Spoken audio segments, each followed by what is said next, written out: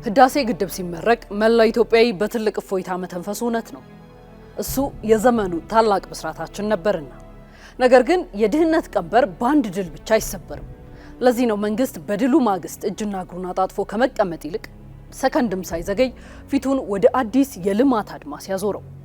ሀገርን ከስር ከመሰረቱ የሚቀይሩት እነዚህ አዳዲስ ታላላቅ የልማት ምዕራፎች፣ የጉባ ብስራቶች ኢትዮጵያን ወደ የትኛው ከፍታ ያሸጋግሯት ይሆን?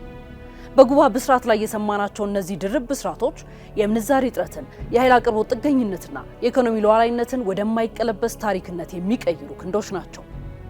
ልክ ደቡብ ኮሪያ በፖስኮ የብረት ማቅለጫ ፋብሪካዋ ወይንም ሲንጋፖር በግዙፉ የቻንጊ አየር ማረፊያዋ ከድህነት አዘቅት ተፈትልከው ወጥተው የዓለምን የኢኮኖሚ ማማ በድል እንደተቆጣጠሩት ሁሉ የእኛም የጉባ ብስራቶች ሲጠናቀቁ ኢትዮጵያችን የምስራቅ አፍሪካ የኢንዱስትሪ የአቪዬሽንና የቴክኖሎጂ ሀያል በመሆን በክብር ማማው ላይ ትቀመጣለች። ጊዜው ትልቅ የሽግግር ወቅት ነው። ሀገራችን ማንም ሊያቆመው በማይችልበት እውነተኛ የልማት መስመር ላይም ትገኛለች። ስለዚህ ይህንን መጠየቅ ይገባናል። ታላቁ የህዳሴ ግድብን ማጠናቀቅ የጉዟችን ማብቂያ ነው ወይስ የአዲስ ታሪክ መጀመሪያ? ቆይታችን ለዚህ መልስ አለው።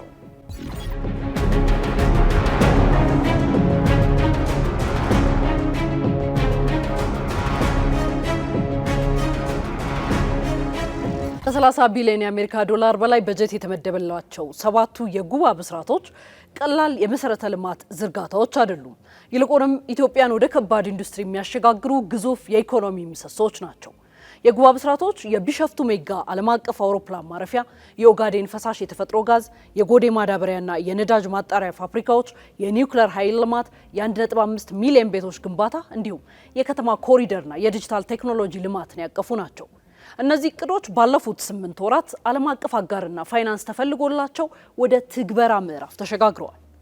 ወደ ኋላ መለስ ብለን የማክሮ ኢኮኖሚያዊ ዳራውንም እንቃኘው። ኢትዮጵያ ለዘመናት በውጭ ምንዛሪ እጥረትና በክፍያ ሚዛን መዛባት ስትፈተን ኖራለች። ማዳበሪያ፣ ነዳጅና የግንባታ ግብአቶችን ከውጭ ለማስገባት የምታወጣው በቢሊየን የሚቆጠር ዶላር ኢኮኖሚያችንን የጀርባ አጥንት ሲያጎብጠው ቆይቷል። ትላልቅ ፕሮጀክቶች የመሰረተ ድንጋይ ከተቀመጠላቸው በኋላ ለዓመታት ሲንከባለሉ አሊያም በሙስናና በአፈጻጸም ድክመት ሲሰናከሉ መመልከት የተለመደ ክስተት ነበር። ይህ ክፉ ልማድ ግን በለውጡ መንግስት አስተማሪ በሆነ መልኩ ተሰብሯል። የኢትዮጵያ ሕዝብ በገዛ አቅሙ የተገነባው የህዳሴው ግድብ ይህንን ትርክት ቀይሮታል። ግድቡ የኃይል ምንጭ ብቻ ሳይሆን የስነ ልቦና ስብራታችንን የጠገነ ብሔራዊ ሞተር ሆኗል። ይህ የድል መንፈስ ነው መንግስት ለአፍታም ሳይዘናጋ የህዳሴውን ፍጻሜ እንዳበሰረ ወዲያውኑ ወደ ሰባቱ የጉባ ትሩፋቶች ተግባራዊ ግንባታ እንዲሸጋገር ያደረገው። ባለፉት 7 ወራት የታየው ፈጣን ክንውን ይህንን ቁርጠኝነት በተግባር ያረጋግጣል። በኦጋዴን ለዘመናት ወደ ምርት ሳይቀየር የቆየው የካሉብና ሂላላ የተፈጥሮ ጋዝ ምዕራፍ 1 ባለፈው ጥቅምት ተመርቋል። በሌላ በኩል የኢትዮጵያ ኢንቨስትመንት ሆልዲንግስ ከዳንጎቴ ግሩፕ ጋር በመሆን በ4 ቢሊዮን ዶላር የጎዴ ማዳበሪያ ፋብሪካ ግንባታን አሃዱ ብለዋል። በተመሳሳይ የ12.5 ቢሊዮን ዶላር የሚፈጅ የቢሸፍቱ ሜጋ አየር ማረፊያ ግንባታ ጥር ላይ በይፋ ተጀምሯል። ይህ በግልጽ የሚያሳየን ከታሪካዊ ስህተቶች የተማረ የተጀመረን ፕሮጀክት በፍጥነት የማጠናቀቅ ጠንካራ የአፈጻጸም ባህል የዳበረበት አዲስ መንግስታዊ ምዕራፍ መጀመሩን ነው። የጉባ ብስራቶች ብሔራዊና ዓለም አቀፋዊ ፋይዳ ከታላቅነት በላይ ነው። በመጀመሪያ ደረጃ ዋናው የማክሮ ኢኮኖሚያዊ አንድምታቸው የውጭ ምንዛሪ ጥገኝነትን በማስቀረት ብሔራዊ የኢኮኖሚ ሉዓላዊነትን ማረጋገጥ ነው። የገቢ ምርቶችን በሀገር ውስጥ ምርት መተካት በሚለው ስትራቴጂ የጎዴ ማዳበሪያ ፋብሪካ በዓመት 3 ሚሊዮን ቶን ዩሪያና 2 ሚሊዮን ቶን በተለያዩ ማዕድናት የበለጸገ ማዳበሪያ ወይም ኤንፒኬ ሲያመርት ሀገራችን ከ1.5 ቢሊዮን ዶላር በላይ የውጭ ምንዛሪ በየዓመቱ ታድናለች። የነዳጅ ማጣሪያውም 3.5 ሚሊዮን ቶን የተጣራ ነዳጅ በማቅረብ ሌላ ቢሊዮኖችን ያስቀራል። በተጨማሪም የ1.5 ሚሊዮን ቤቶች ግንባታ በሀገር ውስጥ የብረትና የብርጭቆ ፋብሪካዎች ምርት ይካሄዳል። የቢሸፍቱ ሜጋ ኤርፖርት ሲጠናቀቅ የውጭ ንግድና አገልግሎት በመሰረታዊነት ይለወጣል።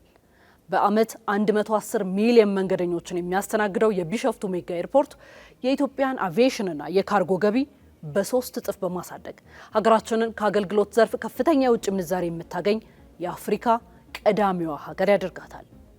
ፈሳሽ የተፈጥሮ ጋዝ ወደ ውጭ ገበያ መላክ ሲጀመር ደግሞ ተጨማሪ ሚሊዮን ዶላሮች ወደ ብሔራዊ ባንክ ይፈሳሉ።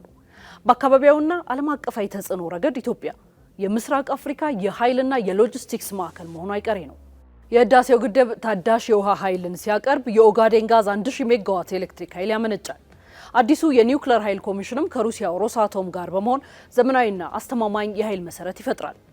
ይህ አስደናቂ የኃይል ውህደት ኢትዮጵያን ለውጭ ቀጥተኛ ኢንቨስትመንት ተመራጭ ከማድረግ ባለፈ ቀጠናውን በኢኮኖሚ ትስስር የምትመራ ልዕለ ኃያል ሀገር ያደርጋታል። ይህ ሁሉ ግዙፍ ኢንቨስትመንት ከኢትዮጵያ ብሔራዊ ባንክ ጥብቅ የገንዘብ ፖሊሲዎች ጋር የተናበበ ነው። የባንኮችን የመጠባበቂያ ክምችት ጥምርታ ወደ 10 በመቶ በማሳደግና የበጀት ጉድለትን በቀጥታ ብድር ፈንታ በግምጃ ቤት ሰነዶች በመሸፈን የዋጋ ንረትን ለመቆጣጠር የተወሰዱት ገበያ መር የፖሊሲ እርምጃዎች የዚህ የማክሮ ኢኮኖሚያዊ ሽግግር ዋስትናዎች ናቸው። ይህ ሀገራችን እያደረገች ያለችው አስደናቂ የኢኮኖሚ ሽግግር በድንገት የተፈጠረ ሳይሆን በልማት ኢኮኖሚክስ ሳይንሳዊ ፍልስፍና ላይ የተመሰረተ ነው። ታዋቂው ምሁር ፖል ሮዘንትሮን ሮዳይን እንደ አውሮፓውያኑ አቆጣጠር በ1943 እንዳስቀመጡት ከድህነት አዙሪት ለመውጣት ጥቃቅን ኢንቨስትመንቶች በቂ አይደሉም። የማይከፋፈል ጥቅል ካፒታልን በተቀናጀ መልኩ ማፍሰስ ግድ ይላል። የዓለም ታሪክም ይህንኑ ነው የሚነግረን።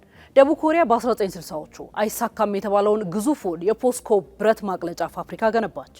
ያ ፋብሪካ ዛሬ ላላት የከባድ ኢንዱስትሪና የመኪና አምራችነት መሰረትም ሆነ። ሲንጋፖር ከምንም ተነስታ ግዙፉን የቻንጊ ኤርፖርትና የቤቶች ልማት በመገንባት የዓለም ፋይናንስና የሎጂስቲክስ ማዕከል ሆነች። ዛሬ ኢትዮጵያም በተመሳሳይ ሳይንሳዊ ሞዴል የፍላጎትና የአቅርቦትን ትስስር በማዋሃድ ዘርፈ ብዙ የሆኑትን 7ቱን ፕሮጀክቶች በአንድ ላይ እያራመደች ትገኛለች። ከህዳሴው ግድብ የውሃ ጅረት እስከ ኦጋዴን የጋዝ ነበልባል፣ ከቢሸፍቱ የአቪዬሽን ሰማይ እስከ ኒውክሌር ሳይንስ ጥግ፣ እንዲሁም በሚሊዮን ለሚቆጠሩ ዜጎቻችን ጥላ ከሚሆኑት ቤቶችና ብሩህ ከተሞች ጀርባ አንድ ትልቅ እውነት አለ። ይኸውም ሀገራችን እያሳለፈች ያለችው ጊዜ የኢኮኖሚ ሉዓላዊነትን በተግባር የምናረጋግጥበት ዘመን መሆኑን ነው። የጉባ ትሩፋቶች የነገዋ ኢትዮጵያ የብልጽግና ማማዎች ናቸው። ይህ የኢኮኖሚ ንጋት ማንም ሊያቆመው የማይችለው የኢትዮጵያ ትንሣኤ ብርሃን ነው።